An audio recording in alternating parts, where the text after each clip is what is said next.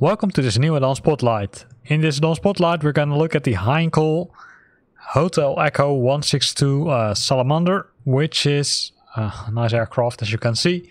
It's also a little bit a weird one, right? There's a, say, nice thing here on top, but it looks a little bit weird. The coloring is, I would say, different from what you might expect. Currently it's version 0.9 C from Charlie, and it's, I'd say, available now via Flight Sim 2.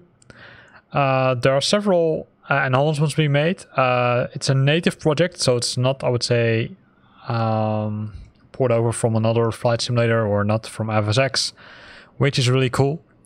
So let's have a look at what we can do with this one. Let's first look at the details a bit. You can see that it's, I would say, really nicely modeled, really sharp, right? You can see also the cockpit looks really cool. This is the engine, and there's a stairs for the pilot to climb into the aircraft. The wings are nicely modeled, so let's see if they're also moving. Yeah, that also works fine, as you can see. Flaps are working.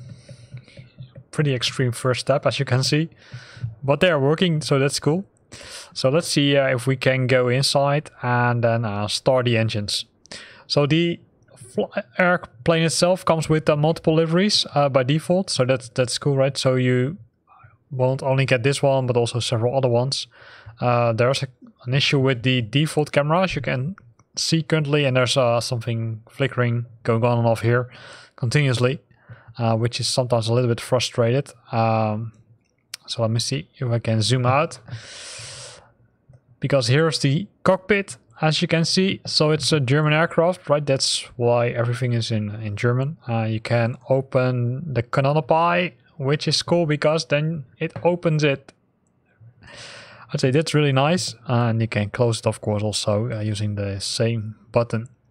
They've got the flap switch here, and here we've got the throttle and the landing gear, so they're on the left side, and we've got the rudder, the yaw, trim and position indicator, which is currently set to 0, but you can change it if needed. And then we've got the elevator, trim and pitch indicator. Also, you can set it either by using the joystick or by manually moving it around with your mouse here. Then on the right side we've got a gun, as you can see, and we've got the multiple buttons. Not all of them are working yet, but I do expect that they will, I would say, start working soon. For example, these buttons are not working. As you can see, you would expect that those are working, but those are not working.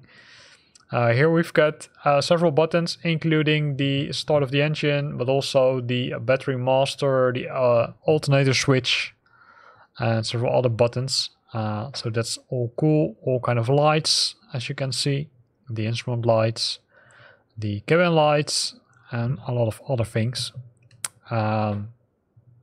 This is the only button which doesn't work, but the rest of them are working, so that's cool. Then we've got all the gauges, right? So the speedometer, the altimeter, the horizon, as it looks like, and then here we've got the climb rate, and this meter doesn't look 100%, I'd say, rendered cool compared to the other ones. And then we've got the clock here, the temperature, this is probably the electric piece, and then some RPMs, as it looks like, some other things. So it's I would say pretty nicely detailed, even with the knowledge that it's not, I would say, completely done right. So we can hide the joystick and put it back. On the joystick itself there are buttons, but those are not working yet. So let's try to figure out how we can start the engines. So probably we first need to switch on the battery. There's a light burning here now. Alternator. We click to start the engine, but not seeing a lot happening, so hopefully it will work. Gonna switch on all the lights. So everything is working except the last button. You would expect that you need to move it or something, but... So now also the pilot has joined us. And you hear that the engine is starting.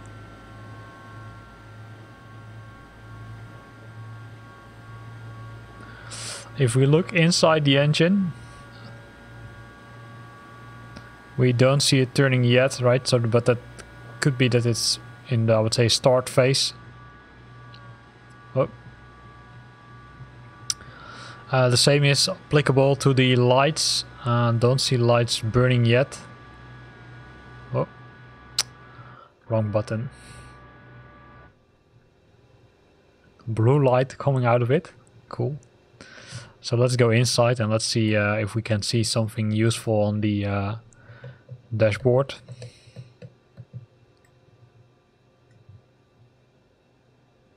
Not yet. But maybe it takes some time to start the engines.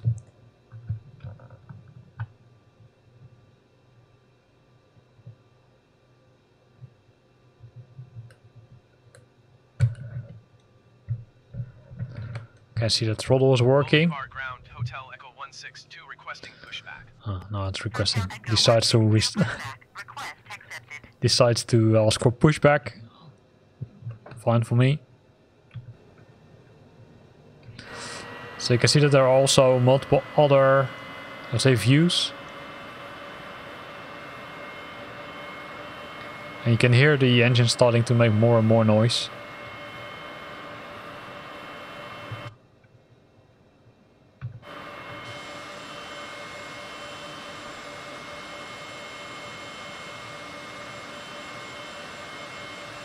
Probably need to remove the speed brake.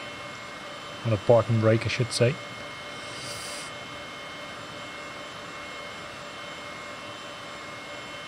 Bolivar Ground Hotel Echo 162 requesting the end of pushback. Hotel Echo 162 request to end pushback received. Bolivar Ground Hotel Echo 162 with Oscar request taxi for takeoff straight out departure. So here's some radar system, right? As you can see. Also allows you to, say, push it up to prevent that you're, I would say, distracted by the sun. Taxiing hold short runway 30 using taxiway Bravo cross runway 25 Alpha 162.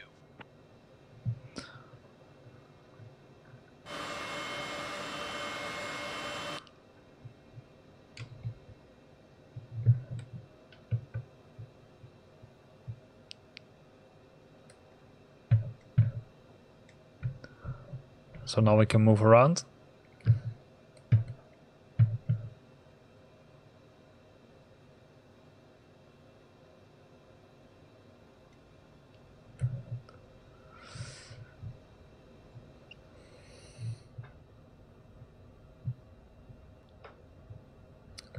Always nice to see, right? So we're taxiing to the runway. And this is how it looks from the outside. You can see that we're going really, maybe a little bit too fast.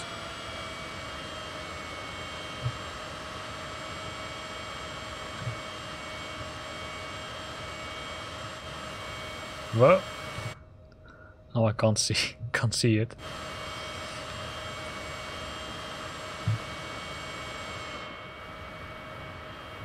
So let's do it like this.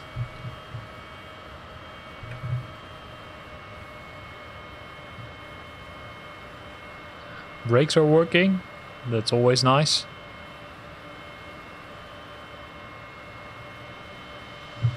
So let's go inside the aircraft again.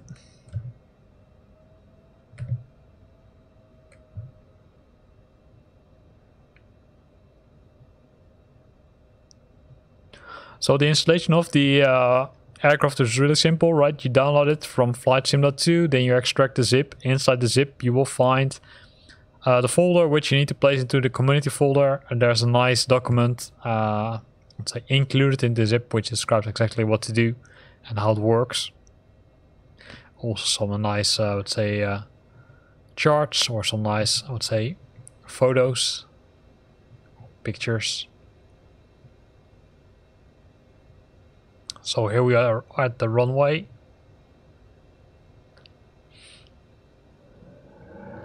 So then probably the autopilot will take over, or the co-pilot will ask for permission.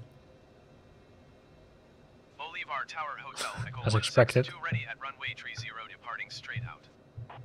Hotel Echo 162 altimeter, 29er.9er, 2 entry. Departing straight out, approved. Cleared for takeoff runway 30. Gonna set one flap. You can also hear the sound. Wonder where the co-pilot did hide. Here we go. Full throttle.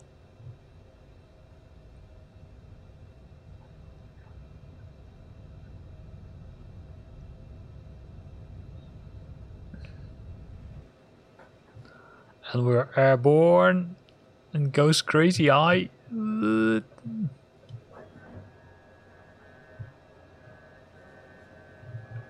And we're crashing into the ground. So let me restart. It was not a good idea, so let me start on the runway itself. Probably we were a little bit too enthusiastic, maybe with the flaps. So gonna take off from runway 25 on Bolivar Airport.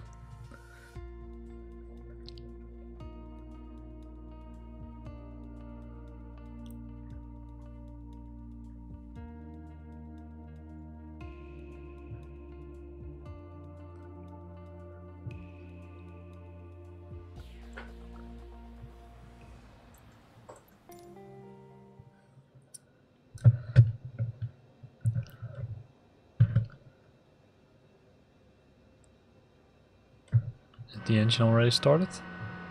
Yeah.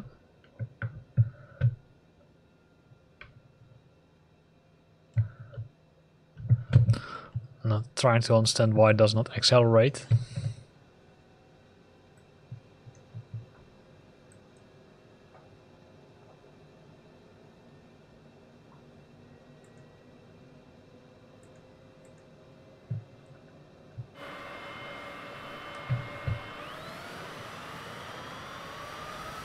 Oh.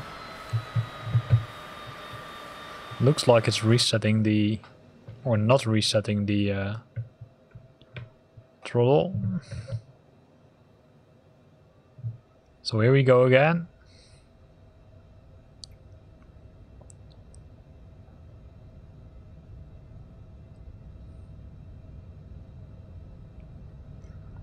Gotta push the stick a little bit slower back. Yeah, it looks like that those flaps, I would say, were giving us a little bit too much lift. So we're airborne. So let's check if, I would say, everything is working as expected. You can see that I'm still struggling with the cameras in this aircraft. It looks like that the cameras are not entirely working as expected.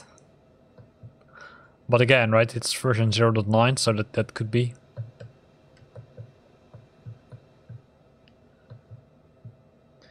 Meters look like to function. You can see the, let's say, the vertical climb speed. You can see the engines. 162 leaving my airspace, frequency change approved. So let me zoom out. Hotel, Echo 162 frequency change. So we can see that those things are working. Echo 162 is type 2 miles west of Ciudad Bolivar. As you can see.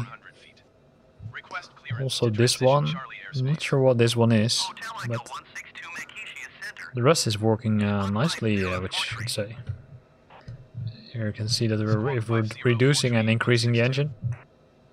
Also change the oil pressure, of course. Cleared through the Charlie airspace. Maintain on navigation. Cleared through the Charlie airspace 162. This is how it looks from the outside when flying. You can see that the let's say that the, you can see that if the more throttle you give, the more output it generates.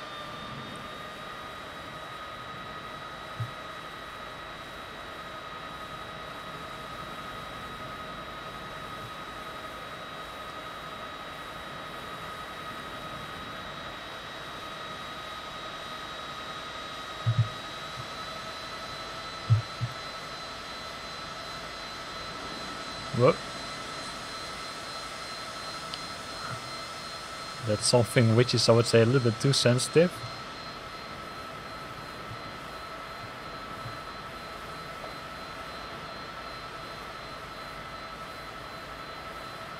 And that's the trim. So the trim is very sensitive for his aircraft, so be aware of that.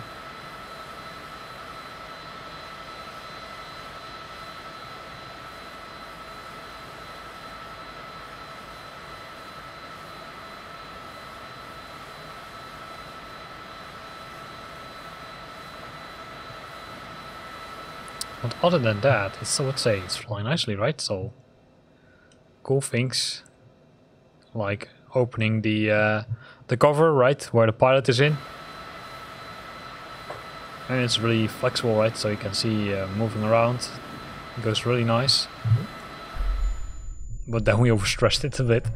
But that gives me some time to show you the liveries. Because I told you already, it comes with several liveries, but let me also show them. So if you go into the livery section, you will find the standard livery, then the unpainted, then the captured Russian livery, the captured French, the prototype livery, and the 23 white livery. So it comes with in total 6 liveries. Again, it's in development phase, it's not yet finished. The good thing is it's a native project, so it's completely built from scratch.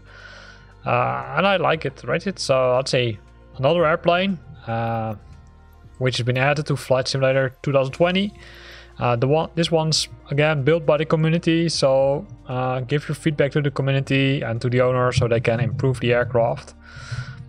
This is where this video ends. Hope you liked it. If you liked it, then consider to use the like button. If you've got questions or comments, then feel free to post them in the comment box below. And you can always find the download link for this aircraft in the description of this video.